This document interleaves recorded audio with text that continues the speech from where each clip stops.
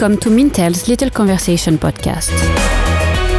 Hello and welcome to Mintel Little Conversation, where our experts bring you fresh ideas and new perspectives on how consumers eat, drink, shop, groom and think. I'm Matthew Crabbe, Asia Pacific Trends Director at Mintel, based in Malaysia and working on developing our consumer trends and drivers and how they reflect what consumers want and why.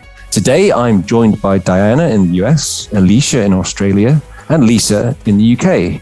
In that order, can you please briefly introduce yourselves and what you do at Mintel?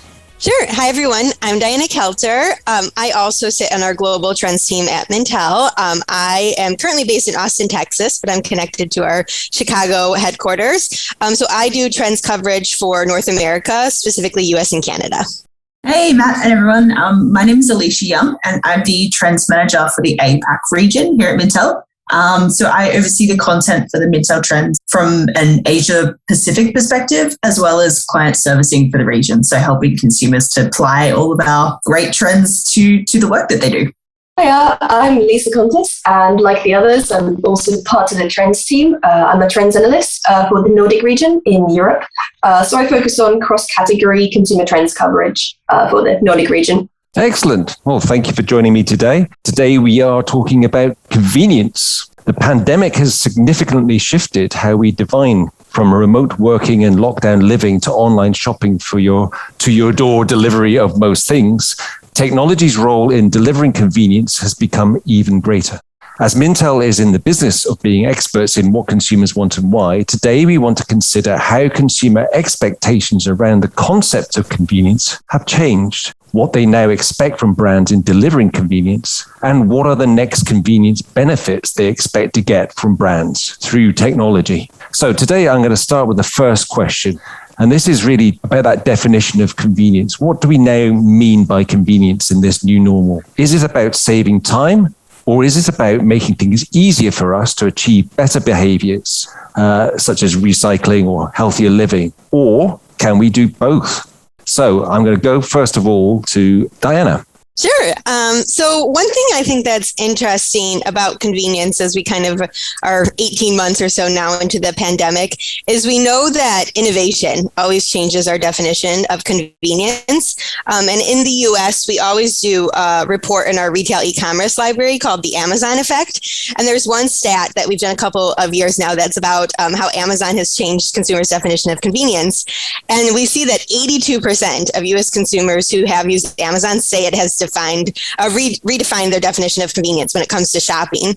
And so obviously we know Amazon's had such a major impact on reshaping delivery, speed, access. But I think now we're seeing that trickle down because the pandemic has forced every type of brand, every type of industry to innovate quickly. It's also changing our definition of convenience at a faster rate too. So it's just giving us more opportunities to think about what convenience means to us.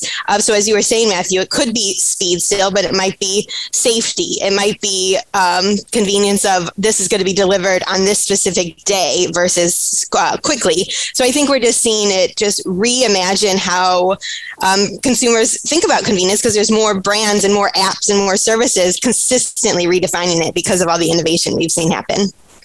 Great. So Lisa, are you seeing the same thing in the Nordic region or in Europe in general? Yeah, going back to is it about saving time or is it about like other kinds of convenience? I think it's both. Like saving time is still really important.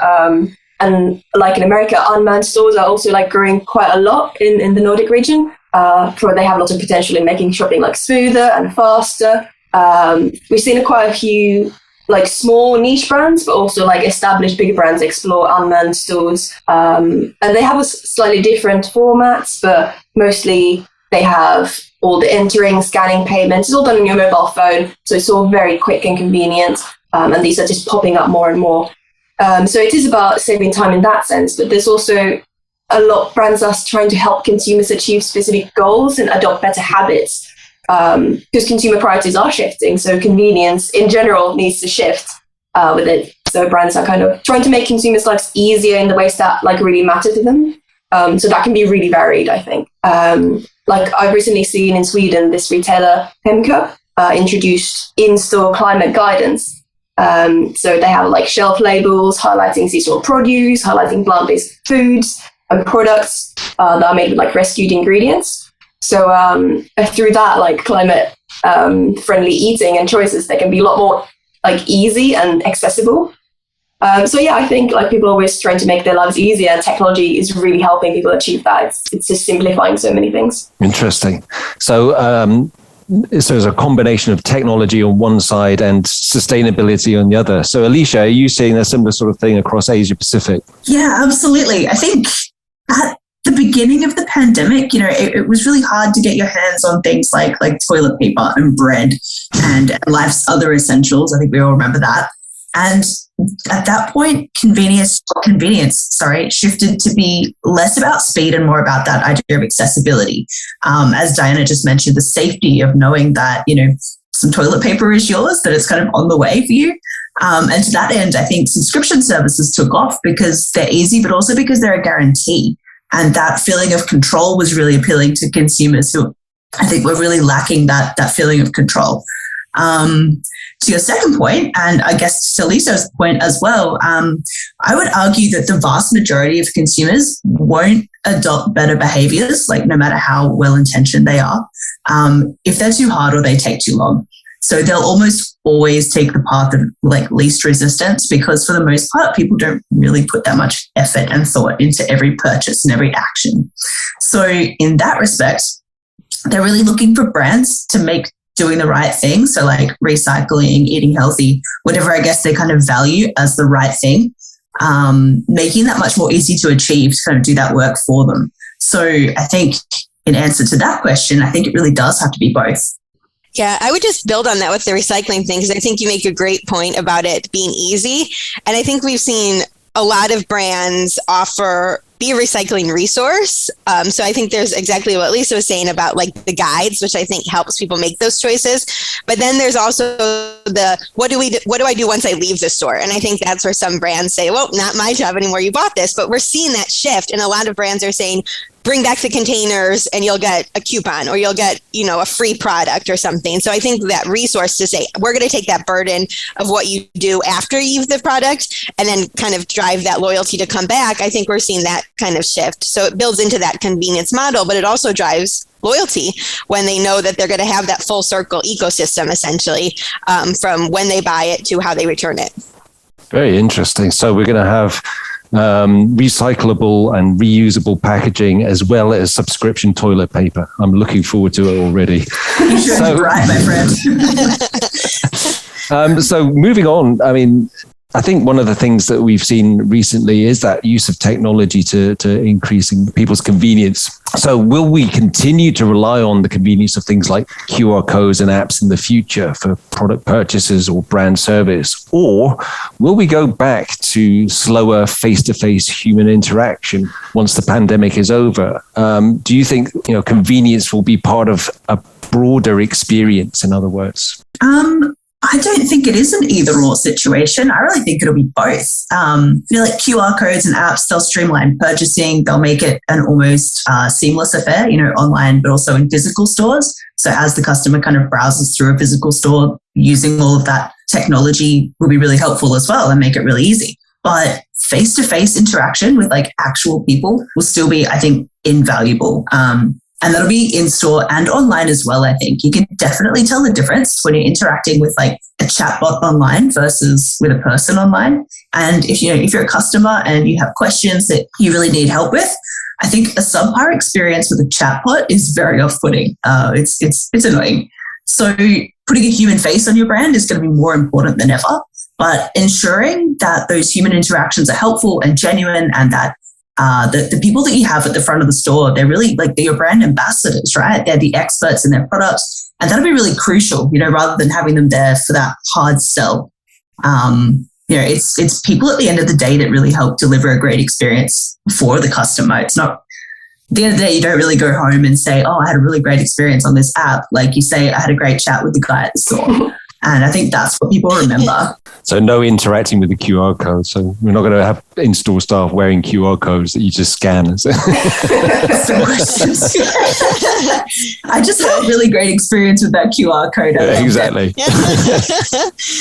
I fully agree with you, Alicia. I think it's not going to be one or the other. It's going to be both, because I don't know if you've seen this in your other regions, but when menus were replaced by QR codes, currently they still are. They started during the pandemic, but we still are seeing it. And I've seen a lot of people feel like it creates the need then to be on your phone when dining is supposed to be a no phone experience. Most people, we've kind of been shifting away from bringing up the phone when you go to a restaurant. And it's almost now the first thing you have to do is grab your phone to see the menu. And then you're looking at your phone. People think you're being rude when you're just trying to figure out what you want to order. So I think because, and we called our technology trend for 2021 digital dilemmas, because that's exactly what it is. There's a reliance on it, but you also feel that burden of, okay, now that I have my menu open, maybe my Instagram pops up or maybe my email pops up, and it just drives that. Then you're away from the moment you want to experience. So I think in those cases, we will see restaurants go back to whether it is a menu or something more physical, tangible that you're holding, so you're not driven to your phone. But I do think there's examples where QR codes for transactional things is going to be really valuable. Lush, which is obviously a beauty personal care brand, I know even before the pandemic, they started replacing their signage in store with QR codes. And that's useful because that's more, you want to do that on your own time. You want to explore, what is this? And maybe you don't want that salesperson kind of walking you through. You want to take your time doing it. And they could be translated to every different language as well, which is really that's cool. That's a great point. Yeah. So I think in those cases, we'll see it. But like social experiences, I think people are going to want that phone off time. Interesting. So Lisa, you were talking earlier about in the Nordic region, a lot of unmanned stores have been opening up. Are we going to start these stores being populated with people again, rather than just? Yeah, I think like the others said, we're going to see some kind of somewhere in the middle is where we're going to land, some kind of a hybrid approach. Because like we got a lot more used to QR codes and apps and retail tech. It's all become a lot more familiar to us. But not everyone is happy. Like in our global consumer 35 country data, we found out that 50% of like UK consumers who have shopped online in the last 3 months, they miss the human element of interacting with others when they shop online. Like they want to see other shoppers, the store staff. So I think like balancing these two aspects will be important. And like in Sweden, the beauty retailer Kicks, they introduced a feature to allow users in physical stores to like skip queues to the cashier, so they don't have to pay at the queue. They can instead pay on their mobile phone, even though they're at the physical store. So this can like help be a lot faster and avoid that queuing and make it faster, but also more convenient in that it can give staff more time to talk to people, give advice, and just help. So it can have best of both worlds in that sense. Interesting. Interesting also that, you were talking about faster and slower at the same time, which brings me on to my next question. Great segue. So, I mean, we've talked about this idea of convenience being linked to speed, and this idea of super fast delivery has become a norm. But will we continue to really demand speed when what we want is to sort of balance convenience with more sustainable, perhaps eco-friendly practices? In other words, can we encourage to slow it all down? And have you seen any examples of brands that have been helping consumers to slow it all down? Lisa, back to you again. Yeah, I think that is really interesting because, especially in my region, super fast delivery is still like continuing to expand, becoming more available to more consumers. But there is that growing awareness, particularly in like online fashion, of the environmental impact of deliveries and so on. So something that I saw was just very recently, the Finnish clothing brand Tamsilk. So they recently started charging for online returns. They wanted to kind of raise awareness of the environmentally taxing impact that unnecessary returning has, and just find more responsible ways of doing that. And I've seen Design House Limmer has also done similar things for sustainable reasons. So returning online it will cost you, but returning to physical stores is still free. So there is that. So I think this is more like using stick punishments to kind of try to encourage people to adopt more eco-friendly practices, but I expect brands to also use rewards to achieve the same, but also just increasing transparency and creating awareness because we see a lot of brands add eco-labeling and information like carbon footprints on like product packaging and menus. So similar things could help in deliveries. Like consumers could maybe slow down if brands show them what impact slower deliveries could have. And in general, I think that just consumers will expect more options and flexibility of where and how and when they want their purchases delivered.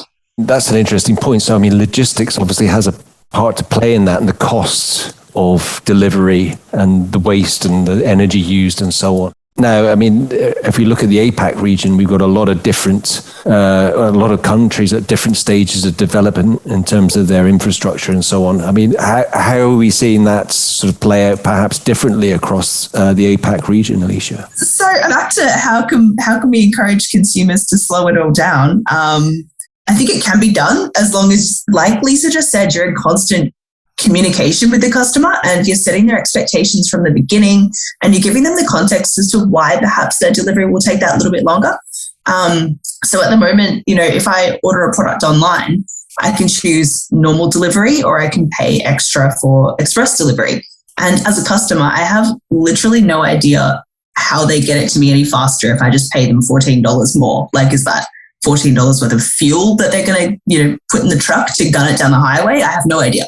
So if it said, what was my carbon footprint with each option? So like the ship takes this long, but the carbon footprint is lowest, high-speed motorbike, way worse for the environment, but, it gets there within the hour, then that's, but your footprint is really big, then, I could make my decision accordingly. And for the most part, I would probably, and I think most people would, they choose the ship. They choose like the longer one, right?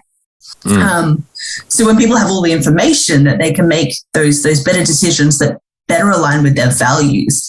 And the other thing that I wanted to mention, and I think something that does, kind of work for APAC as well, because logistically it is really tricky. They're really decentralized for the most part. Like we've got highly dense urban populations, but then rural areas that really don't have that much access to e-commerce at all.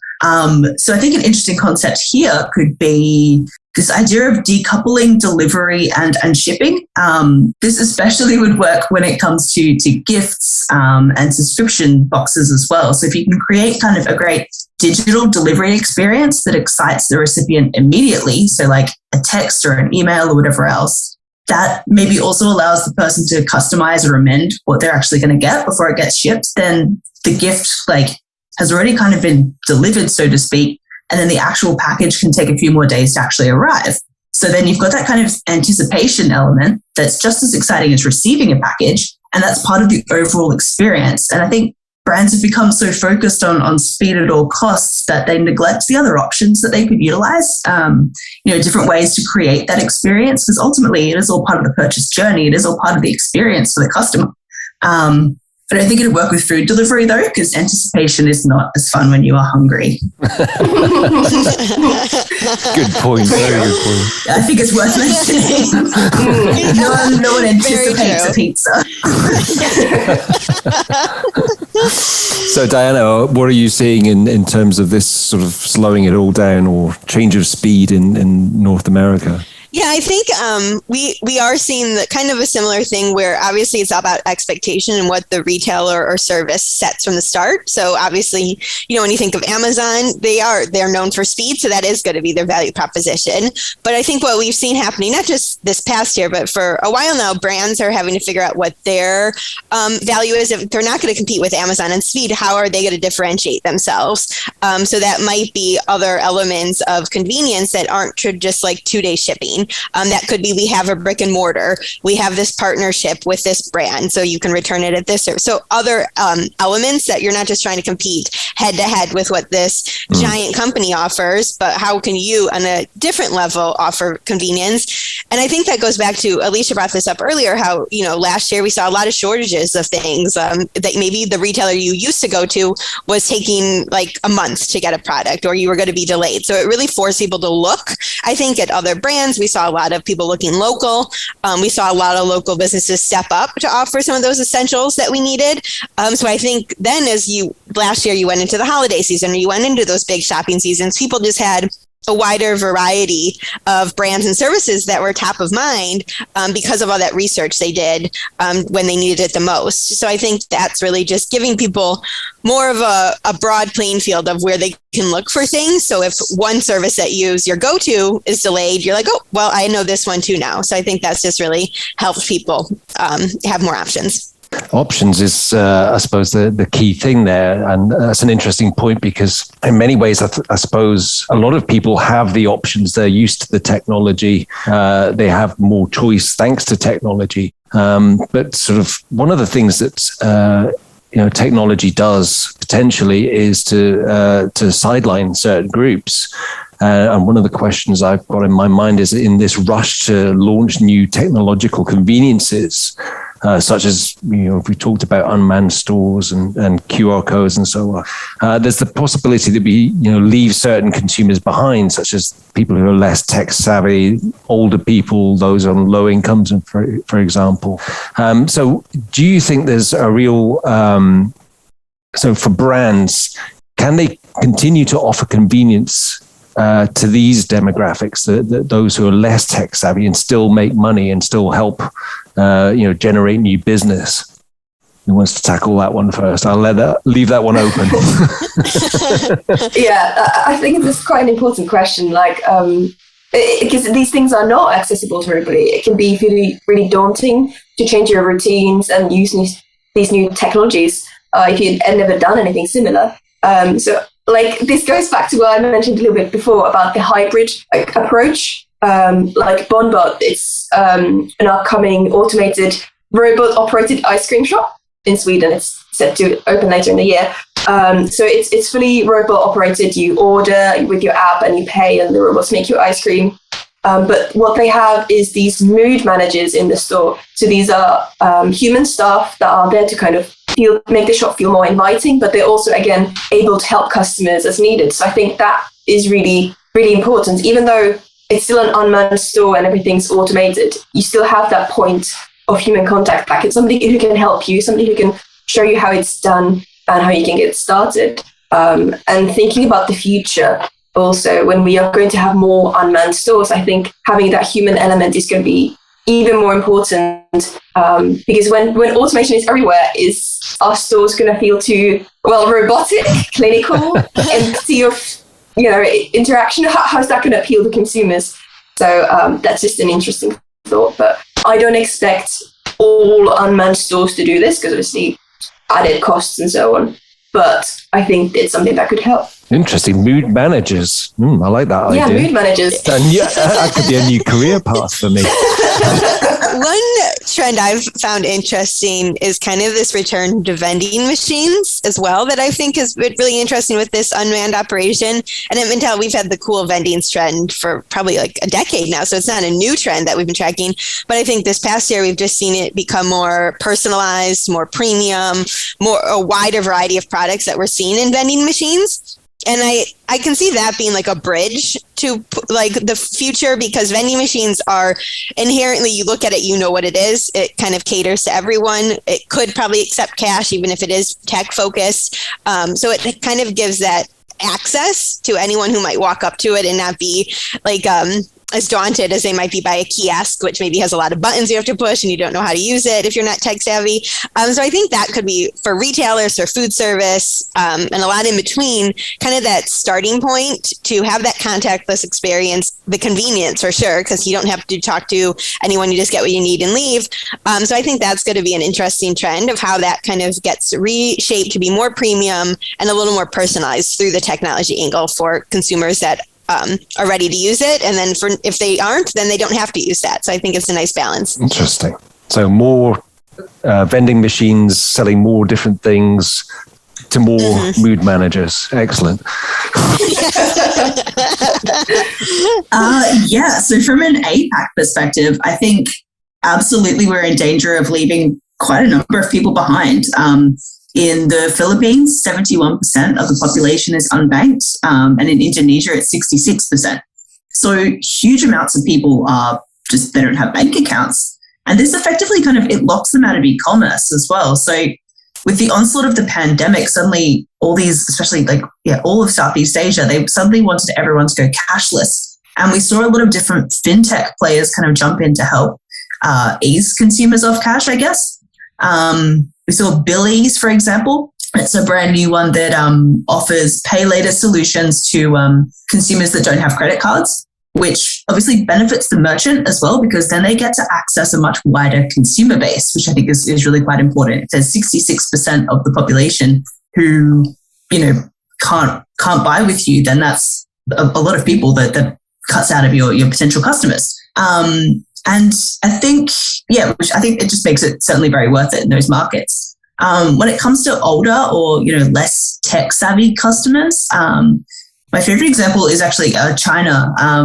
JD, they've set up this special kind of service zone in their physical stores that help people kind of through the shopping experience, because it's an extremely smart store. Like, it's not set up to, you've got to have a phone, you've got to use your apps. You're buying the highest of technologies in there. And so you've got these special kind of zones where they kind of help older people to purchase these things. First off, explain what the products are, but also how to actually buy it, which is probably a new experience for a lot of people. And as we spoke about before, having these really knowledgeable and approachable human staff will remain, I think, extremely important to help guide people through the process. Interesting. Yeah, the financial thing you brought up also makes me think of how buy now, pay later is creating its own convenience for consumers too.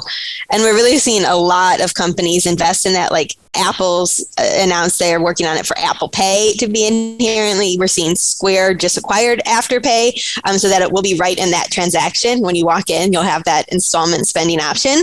So I think that's creating a whole new idea of accessibility and convenience too for consumers. Great. Well, a lot of interesting examples there. And I guess as trends analysts, you must see a lot of these kind of examples, and presumably you just scratched the surface of what we're seeing. But I suppose of those new technologies that promise us so much more convenience, which technologies, in your opinion, do you think will consumers really take to? And why do you think that is? And I'm going to go back to Diana. I think there's an interesting, when you kind of find a store that you shop for consistently, when you get that mobile app and you can have everything you need, I think that's going to be a key way we're seeing companies create loyalty, and customers rely on that because it's part of their daily routine. So I think anything that connects to a daily routine is going to inherently offer a lot of value, because I think too, how many consumers pivoted to online ordering or mobile ordering this year? Maybe they never did that. Maybe they just went into the restaurant and ordered because that's how they always did it. And then they realized how nice it is to online order and just walk in and pick it up and just you're done.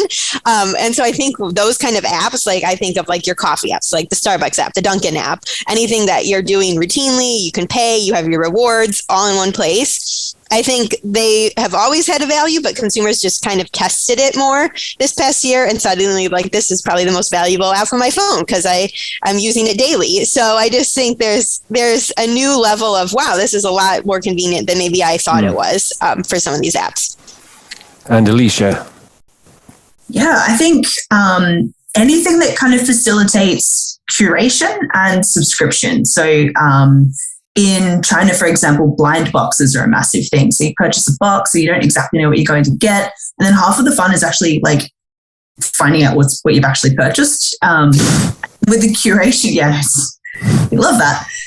With the curation element, it allows the customer to kind of put themselves in the hand of experts as well. And usually from a tech perspective, there is a quiz, there's some AI involved that kind of works out exactly what kind of thing you're going to like most. So that personalization kind of bit, but it still lets the experts pick out what they think you should try or what they think you'll like. And this especially works for things like, wine, where if you're not an expert, you might not necessarily know what you should try or what you should look for. Then subscription for your everyday essentials. I'll go back to toilet paper because that was just such a big moment, but like that kind of thing. So, and I was thinking of toilet paper because in Australia, brands like Who Gives a Crap are doing that really well. So they combine sustainability with, that's the name of the brand. They're combining sustainability with convenience so that it's something that you really never have to think about. It's just kind of always there. Very interesting. Yeah, I hadn't thought about the sustainability thing as in that way as being part of that sort of future, perhaps, of how convenience would develop. Particularly, I think a lot of people think of convenience and sustainability being opposites in some ways. Yeah, definitely. But I think if you know exactly what you're going to need, and from a logistic perspective, you know when the customer's going to need something and you know exactly how much they're going to need and all of that kind of thing, you can kind of pre-plan it. You don't have to return anything. I think it does really allow for kind of sustainable elements. I don't think you have to trade them off anymore. Cool. So, Lisa, what's your opinion on the future of convenience? I really agree on the thing you mentioned about convenience and sustainability, but also what Diana said about like everyday routines and so on. I really think that innovations that help people's everyday routines, but also that like match their values, that help consumers solve important issues in their lives. Like sustainability is a big one. So is health. So one thing I've seen is retailers introduce these online tools for shoppers so they can analyze their grocery shops. So whether they've shopped online or in shops with using their membership card, they can record their shops and then analyze them, like how much protein, how much sugar, how much fat did they buy in a week, a month, and so on. And they can also track sustainability. What was the carbon footprint of this shop? And they can kind of compare, and they can just help people make choices, healthier choices or greener choices. So I think these kind of things are going to expand and become more commonplace because people might want to change their diets or their habits, be more sustainable or healthy, but it can be challenging. People can lack information, time, or just the energy sometimes. So I think these kind of solutions it's hard. Yeah, exactly. So anything that can help them overcome those barriers, I think will be really welcome.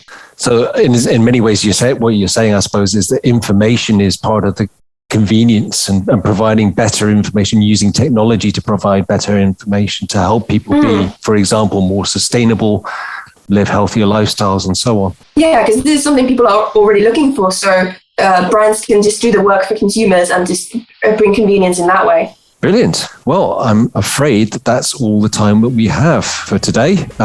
So thank you very much for all your opinions and your insights. Thank you to our audience for listening. Make sure you subscribe, rate and review this podcast on iTunes or on any other platform you get your podcast from.